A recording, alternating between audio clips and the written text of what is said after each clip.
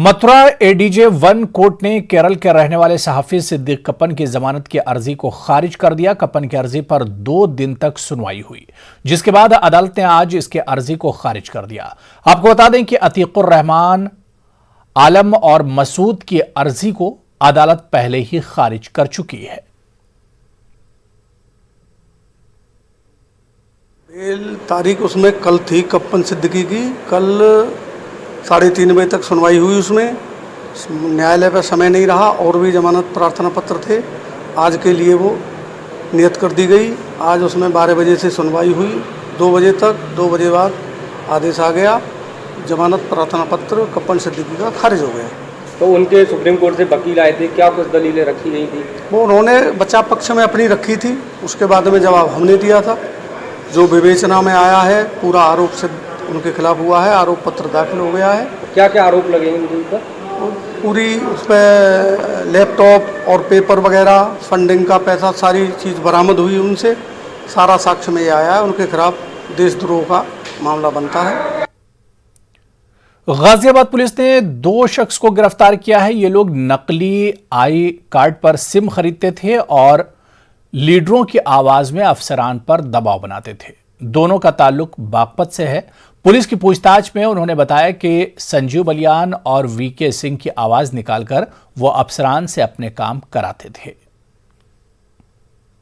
गाजियाबाद के कविनगर थाना क्षेत्र में पुलिस ने 2 व्यक्तियों को गिरफ्तार करा है, जिनका नाम विक्रांत और हर्ष है, जो कि थाना छपरौली जिला बागपत के रहने वाले हैं। ये दोनों ही व्यक्ति फर्जी सिम कार्ड लेकर केंद्रीय राज्य मंत्रियों की आवाज़ निकालकर अधिकारियों को फ़ोन कर उन पर दबाव बनाते थे। इन दोनों से पूछताछ करने में पता चला है कि इन लोगों ने केंद्रीय राज्य मंत्री संजीव बालियान एवं केंद्रीय राज्य मंत्री जनरल वीके सिंह की आवाज़ निकालकर अधिकारियों को फ़ोन करा है।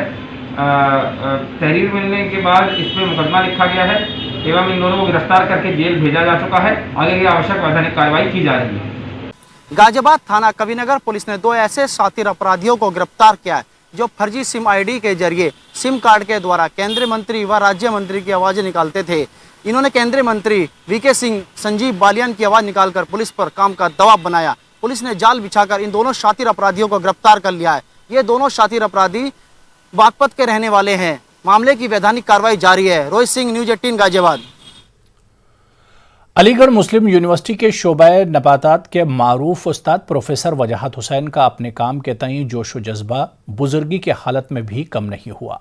उन्होंने वो कर दिखाया जो हिंदुस्तान के इस खित्ते में मुमकिन नहीं है। प्रोफेसर वजाहत हुसैन ने आर्चर्ड नाम के एक पौधे को न सिर्फ उगाया है बल्कि इसमें फूल भी आ गए हैं। प्रोफेसर वजाहत हुसैन का कहना है कि हर पौधे की जबान होती है, बस इसको समझने की सलाहियत होनी चाहिए। प्रोफेसर वजाहत ने जो पौधा उगाया है वो सिर्फ देहरादून वगैरह के इलाकों में आम के पेड़ों की छालों में ही पनपता है। उन्होंने गर्म इलाके में आर्चिड का पौधा उगाकर यह साबित कर दिया कि पौधों के मिजाज और इसकी जबान और इनकी जरूरियात को समझकर हर काम को मुमकिन बनाया जा सकता है। पौधा जो है ये ऑर्किड ग्रुप कहलाता है और ये वेस्टर्न हिमालयाज और ईस्टर्न हिमालयाज में ही होते हैं। क्योंकि ये ज़्यादातर एपीफाइट हैं, यानी दूसरे दरख्तों की छाल में ग्रो करते हैं। ये पैरासाइट नहीं हैं, उनसे खुराक नहीं लेते, बल्कि बहुत बारीक बीज होते हैं इनके, तो बार्क या छाल के अंदर चले जाते हैं और वहाँ से फिर ग्रो करते हैं। देहरादून तक ये पौधा होता है। लेकिन मैं हमेशा कहता हूँ कि अगर पौधे की लैंग्वेज आपको मालूम हो कि वो क्या चाहता है तो आप सब कुछ कर सकते हैं। तो वहीं अलीगढ़ मुस्लिम यूनिवर्सिटी के जवाहरलाल नेहरू मेडिकल कॉलेज में कार्डियोलॉजी शोबे के कार्डियोलॉजिस्ट प्रोफेसर आसिफ हसन को उनकी तिब्बी महारत और खिदमात का एतराफ़ करते हुए इंडियन सोसाइटी ऑफ कार्डियोलॉजी और सोसाइटी ऑफ एंजियोग्राफी की फेलोशिप से नवाजा गया। प्रोफेसर आसिफ हसन ने न्यूज़ 18 से बात करते हुए बताया कि कोविड के दौर में दिल के मरीजों की तादाद में इजाफा हुआ है और खतरात भी बढ़े हैं।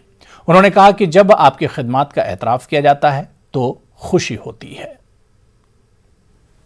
एक इंडियन फेलोशिप है, fellowship Indian society of cardiology, एक इंटरनेशनल फेलोशिप है FSCAI।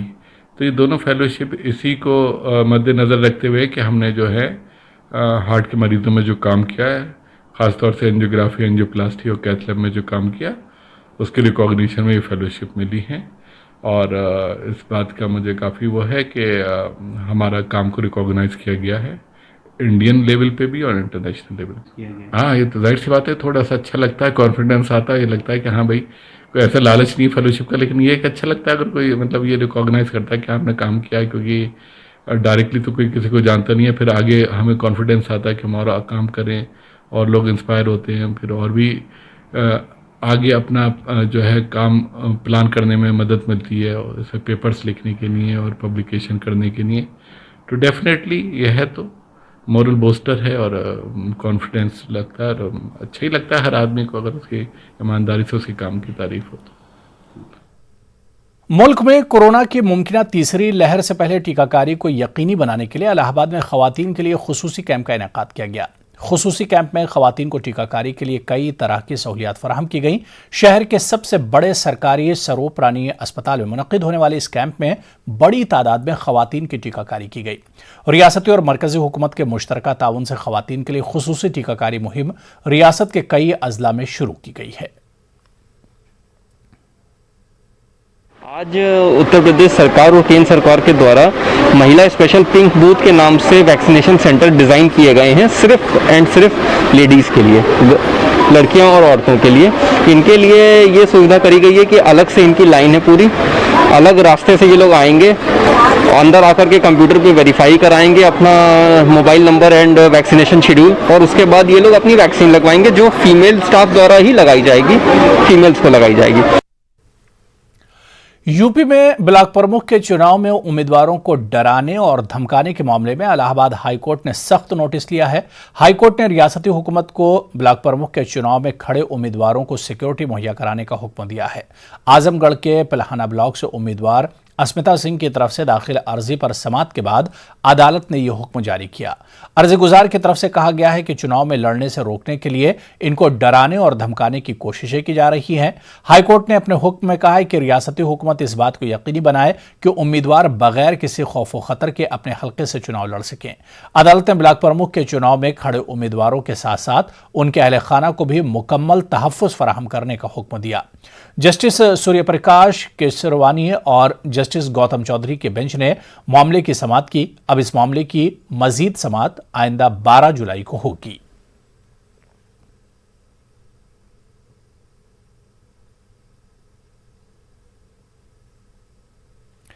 पीने के साफ पानी की अहमियत और ज़रूरत के साथ आने वाले वक्त में पानी की किल्लत को महसूस करते हुए अब पानी के कुदरती ज़राए तालाब, पोखर और छोटी नदियों को ख़त्म होने से बचाने की कोशिश की जा रही है। इसी मुहिम के तहत मेरठ में काली नदी की सफाई और नदी किनारे शजरकारी की शुरुआत की गई।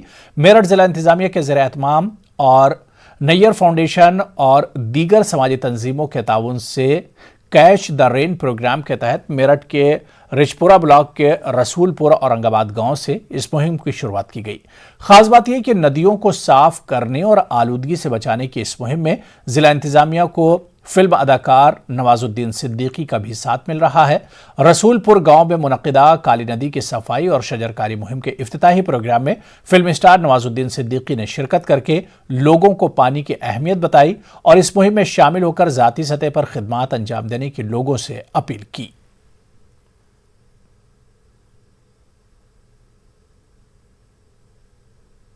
है और बहुत ही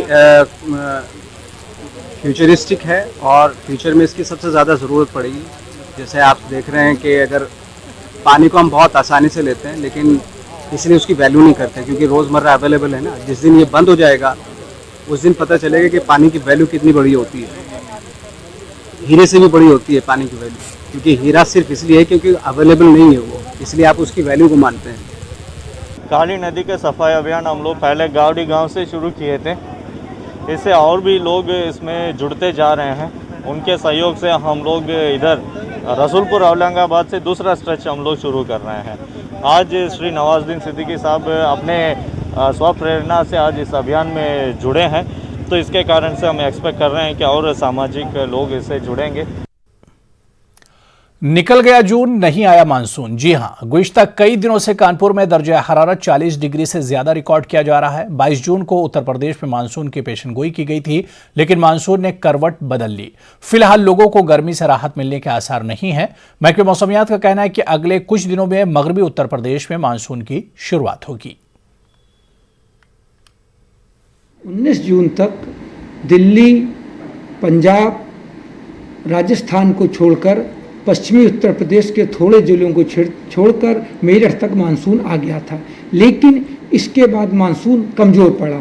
उसके कारण है कि एक इंडियन डाइपोल ओशियन डाइपोल होता है जो थोड़ा निगेटिव हो गया। उसमें होता क्या है कि अरब सागर का टेम्परेचर थोड़ा ज़्यादा रहा और बंगाली खाड़ी का तापमान थोड़ा कम हो गया। लेकिन अब आगे आने वाले 8 या 9 तारीख के बाद मानसून की गति भी बढ़ेगी और जो दक्षिण पश्चिमी हवाएं मानसून को प्रभावित करती हैं उनकी रफ्तार भी थोड़ी तेज होगी। सूखा गया जून, नहीं आया मानसून, ये कहना गलत नहीं होगा, क्योंकि जिस तरह से मानसून के लिए मौसम वैज्ञानिकों ने कहा था कि 22 जून को मानसून उत्तर प्रदेश में होगा, लेकिन जिस तरह से गर्मी बढ़ी है और तापमान में बढ़ोतरी हुई है, लगातार तापमान 40 के पार है, और जिस तरह से गर्मी बढ़ी है और जुलाई का महीना भी शुरू हो गया, लेकिन मानसून ने दस्तक नहीं दी। लोग उमस भरी गर्मी का सामना कर रहे हैं, लेकिन मानसून का अभी भी कोई पता नहीं। कानपुर से संदीप सविता, न्यूज़ 18 उर्दू। बांदा में झोला छाप डॉक्टर के गलत इलाज से एक मासूम बच्चे की जान चली गई, जिसके बाद अहले खाना ने जमकर हंगामा किया। अहले खाना ने गलत इलाज का इल्जाम लगाया। काफी हंगामे के बाद पुलिस वहां पहुंची और लाश को पोस्टमार्टम के लिए भेज दिया। पुलिस ने रिपोर्ट आने के बाद कार्रवाई की बात कही है। मैं पड़ोसी हूं मृतक का जी, और ये आबिद खां का नाती है। उसका कानूनी नाम है, 6 वर्ष का उम्र था, और ये अचानक इनको बुखार आया। कल जब तबीयत बिगड़ी तो ये करीब 11 साढ़े 11 बजे के आसपास अस्पताल सिंहपुर पहुंचे, डॉक्टर चंद्रमौली मिश्रा के पास, डॉक्टर चंद्रमौली मिश्रा के पास, और उन्होंने जांच करवाई। जांच करवाने के बाद जो है एक इंजेक्शन लगवाया। अंदर से जो है कई इंजेक्शन भरे थे, 3-4 इंजेक्शन उसमें भरे थे, और इसके बाद नस में लगाया, और लगाने के बाद ही इंजेक्शन लड़का 1 मिनट के अंदर जो है एक्सपायर हो गए, और लड़के के मुंह से फेना और साथ में ब्लड भी आया और पूरा नीला पड़ गया था। क्या कुछ वाद विवाद भी हुआ मरीज और क्या? हाँ, उसमें जो है इन्होंने, जो नाती है इनका आबिद बाबा, ये आबिद बाबा जो है डॉक्टर से कहा है, आप यार हमारे नाती को मार डाला, हम हंसते खेलते इसको लेके आए हैं और आपने ये कैसे इलाज किया?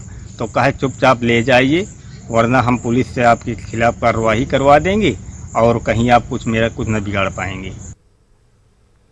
सेंट्रल बोर्ड और यूपी के माध्यमिक शिक्षा बोर्ड की तर्ज पर यूपी मदरसा बोर्ड ने भी 10वीं और 12वीं जमात के बोर्ड इम्तिहानात को साल 2020-21 के सेशन के लिए खत्म कर दिया। वहीं कामिल और फाजिल में आखिरी साल के तलबा के नताइज का ऐलान इम्तिहानात के बाद किए जाने का फैसला किया है, लेकिन ये इम्तिहानात कब होंगे और नताइज कब तक जारी किए जाएंगे, इस सिलसिले में मदरसा बोर्ड की जानिब से अब तक कोई गाइडलाइन जारी न किए जाने से मदरसा मुंतजमीन से लेकर असातिज़ा और तलबा तक सब पशोपेश में है। मुदर्रिसीन का कहना है कि कामिल और फाजिल के तलबा को कहाँ नताइज के बाद आगे की तालीम के लिए दाखिले का मरहला तय करना है, वहीं मदारिस के लिए भी नए दाखिलों को लेकर तस्वीर साफ नहीं है। कि अगस्त तक इंशाल्लाह ये कम्प्लीटली सब लोग स्टूडेंट अपना अपना एडमिशन करा लेंगे, और मुमकिन है 10 या 15 दिन के अंदर मदरसा बोर्ड अपना रिजल्ट जो है वो घोषित कर देगा 10th और 12th का। अब जहाँ तक मसला है कामिल और फाजिल का, तो अखबार के ज़रिए इत्तला ये मिली थी कि मिस्टर आर पी सिंह जो हमारे रजिस्ट्रार हैं मदरसा बोर्ड के, उन्होंने ये कहा है कि कामिल फर्स्ट ईयर और सेकंड ईयर के एग्ज़ाम को भी पोस्टपोन किया जा रहा है, बस ओनली थर्ड ईयर का एग्ज़ाम होगा। और ऐसी फाजिल जो हमारा इक्वल टू मास्टर है, तो वो मास्टर के भी सेकंड ईयर का एग्ज़ाम होगा, फर्स्ट ईयर का एग्ज़ाम नहीं होगा। अभी तक मदरसा बोर्ड के जो है रिज़ल्ट डिक्लेयर नहीं किए गए हैं। बोर्ड से रब्ता करने पर यह मालूम होता है कि अभी तैयारियां हो रही हैं। बच्चे यहाँ हमारे यहाँ रोज़ ये कहते हैं कि सर हमारा जो आगे डिग्री कॉलेजों में हमें एडमिशन लेना है, जो आलिम सीनियर सेकेंडरी का एग्ज़ाम दे चुके हैं उनको कह रहे हैं कि हमारी डेट निकल जाएगी, अब एडमिशन शुरू होने जा रहे हैं, मगर हम बार बार रब्ता कर रहे हैं, वो ये कह रहे हैं कि अभी तैयारियां की जा रही हैं, जल्दी हो जाएगा। टेस्ट का एग्ज़ाम दिए थे, उसका अभी तक कोई रिज़ल्ट आया नहीं है, और हम आगे दाखिला लेना चाहें तो हम सबसे पहले रिज़ल्ट पूछते हैं। तो हम आगे तक कोई गाइडलाइन आई नहीं है कि हम कैसे जाएं, कहां पर। उत्तर प्रदेश की योगी हुकूमत सूबे में 2 बच्चों के ताल्लुक से जो कानून बनाने की तैयारी कर रही है, अब हुकूमत के इस फैसले की समाजी कारकुनान भी हिमायत कर रहे हैं।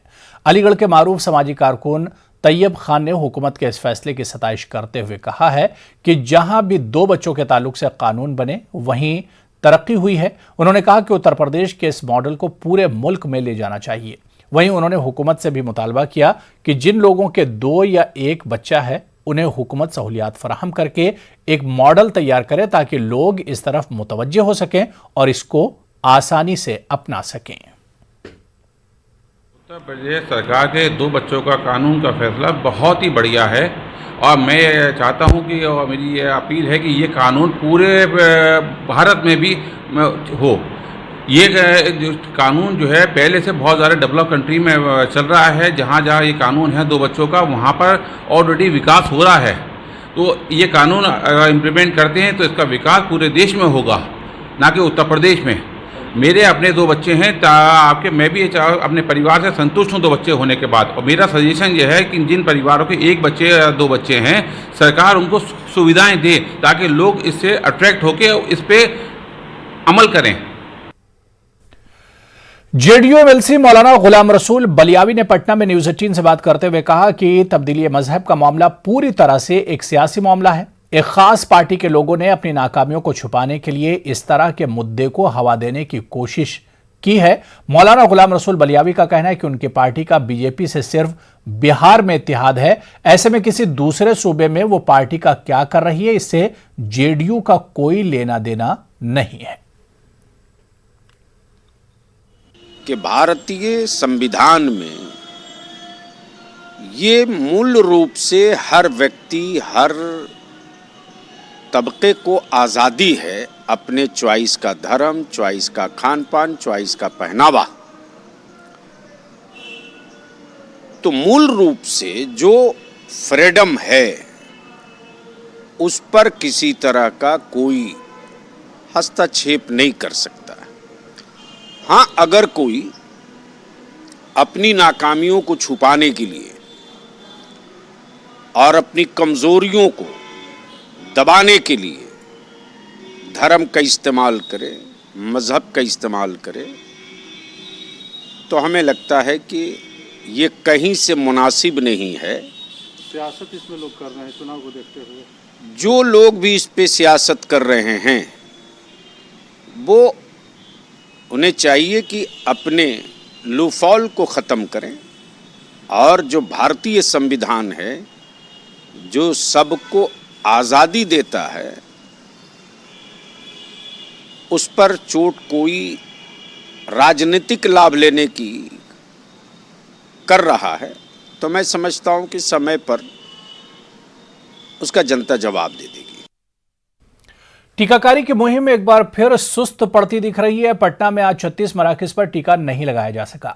हालांकि एक अच्छी खबर यह है कि पाटलिपुत्र स्टेडियम में 24 घंटे टीकाकारी का अमल जारी रहा।